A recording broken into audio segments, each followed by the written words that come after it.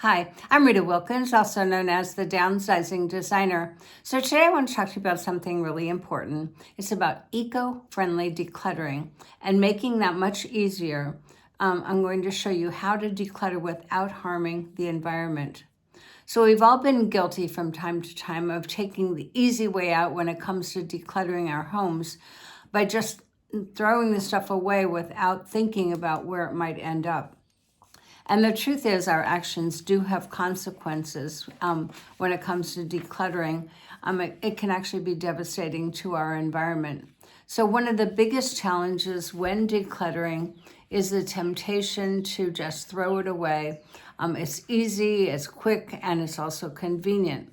But did you know that the average American generates about 4.5 pounds of trash every single day, and a substantial amount of that comes from decluttering that excess stuff that we have. And most of it ends up in landfills where it takes hundreds of years to decompose. It releases toxic gases and chemicals into the atmosphere.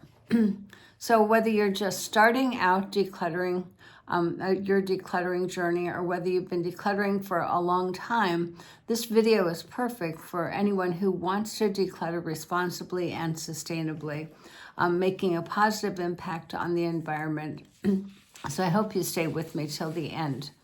So the problem is that even though you might want to do the right thing, you may not fully understand what the benefits of using sustainable alternatives might be, and you may not actually be aware of the many eco-friendly options that there are for you to get rid of your stuff.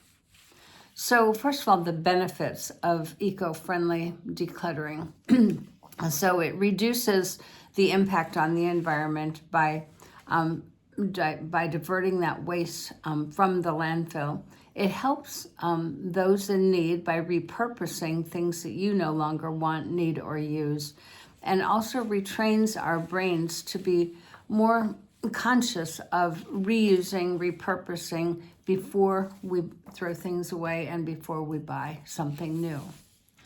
So there are a number of options for eco-friendly decluttering. The first one is to donate responsibly. So by donating those used items that are in good condition, it not only helps those in need, but it also helps reduce the waste. So instead of sending your waste to the landfill, consider donating items, giving them a second life. So you could donate to charities, to homeless shelters, to missions, to veterans, to Habitat for Humanity, to churches, schools, senior centers. There's so many places that you could do good while donating. The second is to upcycle creative and purposefully. So when you creatively reuse and repurpose items that you would otherwise throw out, and that would end up in the landfill, give those old items a new life and turn them into something new and useful. Many people take old clothing and they make it into quilts or blankets, either for themselves or for the shelters. Old furniture can be repurposed. So you may not like the big brown furniture, but sometimes it gets painted and then it fits into a younger, more youthful environment. And the third way is to recycle properly. So check with your local recycle programs and the drop-off areas for their specific guidelines to properly dispose of things like computers, electronics, metals, and also plastics. And then there's free cycle, which is free. So check your local listings for free cycle or buy nothing. It has a free pickup. These groups are local and they offer a free listing for anything from clothing to baby furniture to tools and equipment. It's all free. You just need to pick it up. And then the fifth one is to sell. So if you are so inclined and you have time and want to earn some extra money from your stuff by giving it a new life in someone else's home, try some of these. So there's online platforms like Facebook Marketplace, eBay, Craigslist, and there's many, many more.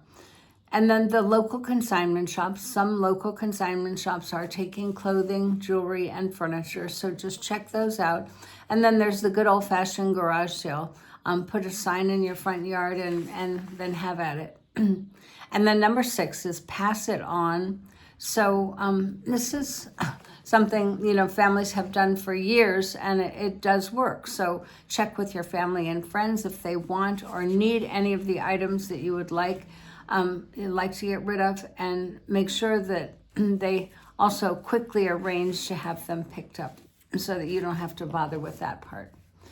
And so there are other options to responsibly get rid of specific categories. So I'm going to cover a couple of these. One is China and flatware. A lot of people are trying to downsize that right now.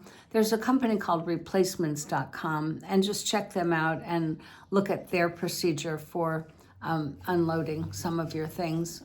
There's also local consignment shops who specialize in that category. Not everyone will take it, so make sure you call ahead. And then clothing. For upscale clothing and designer clothing specifically, it's called Thread Up or Poshmark. And then Plato's Closet, and then some local consignment shops will take upscale clothing, vintage clothing. And then there's furniture. So estate sale groups might take your furniture. Local consignment shops might take your furniture. And there's a website called Offer Up. You might want to try that one. And then there's books, CDs, media, and games. So there's a store called Half Price Booksellers. See if there's one in your area. They do accept books. An app called Declutter, DECLUTTR app. And then there's GameStop. So those are some ways to dispose of some of those things.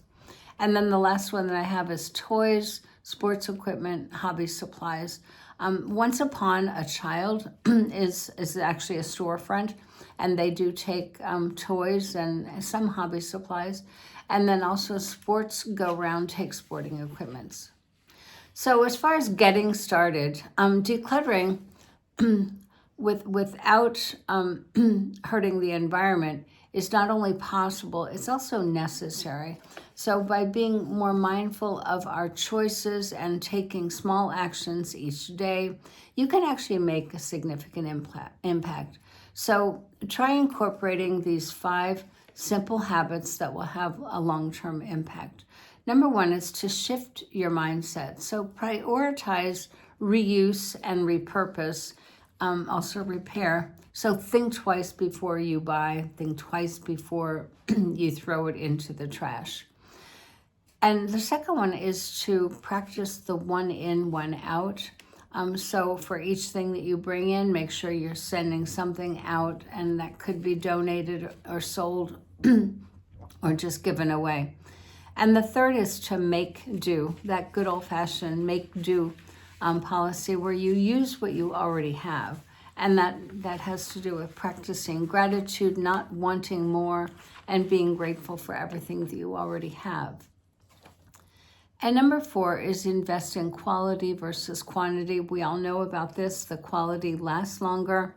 So if you just are investing in things, invest in what is good quality versus the inexpensive quality.